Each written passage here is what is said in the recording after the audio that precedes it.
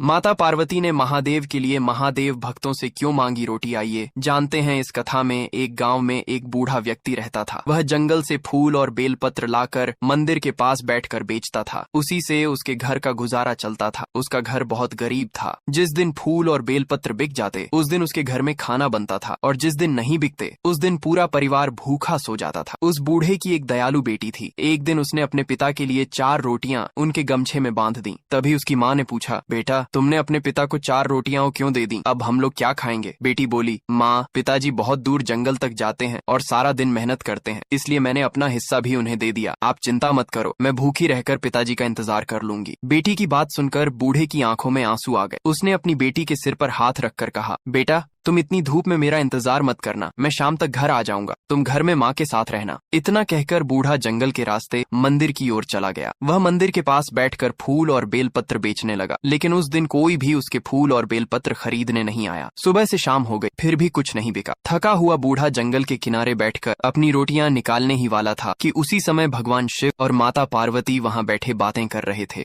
माता पार्वती ने उस बूढ़े को देखकर कहा, प्रभु आप अपने भक्तों को इतना कष्ट क्यों देते हैं? यह कितना गरीब है, इसकी बेटी भूखी रहकर अपने पिता का इंतजार कर रही होगी, आप इसे धन क्यों नहीं देते? भगवान शिव मुस्कुराकर बोले, देवी मेरे भक्त को गरीब मत कहो, मेरे भक्त का दिल बहुत बड़ा है। उसके पास भले ही धन न हो, लेकिन उसके पास दया और उदारता का खजाना है। माता पार्वती बोली, प्रभु मैं आपके इस भक्त की परीक्षा लेना चाहती हूँ। भगवान शिव मुस्कुराकर बोले, तुम्हें तो बस भक्तों की परीक्षा लेने का बहाना चाहिए। तभी माता पार्वती भिखारिन का रूप धारण करके उस बूढ़े के पास पहुंची और बोली, बाबा मुझे बहुत भूख लगी, क्या आप मुझे खाने के लिए एक रोटी दे सकते हैं? बूढ़े ने तुरंत कहा, क्यों नहीं माता, मेरे पास 4 रोटियां हैं, मैं आपको 2 रोटियां दे देता हूँ। उसने अपनी रोटियों में से 2 रोटियां भिखारिन को दे दी। फिर भिखारिन बोली, बाबा मेरे घर पर मेरा पति भी भूखा बैठा है, क्या आप बाकी की 2 रोटियां वो भी दे सकते हैं? मैं उन्हें भी खिलाना चाहती हूँ। बूढ़े ने बिना सोचे समझे अपनी बाकी की 2 रोटियां वो भी दे दी। अब उसके पास खाने के लिए कुछ भी नहीं बचा था। वह नदी के किनारे गया, वहाँ से एक कमल का फल निकाल कर खा लिया और नदी का पानी पीकर संतुष्ट हो गए। तभी भिखारिन के रूप में माता पार्वती ने कहा, बाबा आज तुम मुझसे जो चाहो मांग लो, मैं तुम्हें देने के लिए तैयार हूँ। बूढ़ा मुस्कुराकर बोला, तुम मुझे क्या दोगी? तुम तो खुद भिखारिन हो, तुम जल्दी जाओ और अपने पति को रोटी खिलाओ। ये सुनकर माता पार्वती की आंखें नम हो गई। तभी भगवान शिव वहां प्रकट हुए और हंसते हुए बोले, देखा देवी, मैंने कहा था ना कि मेरा भक्त दिल का बहुत बड़ा है, आज तुम्हारी परीक्षा ही हार गई।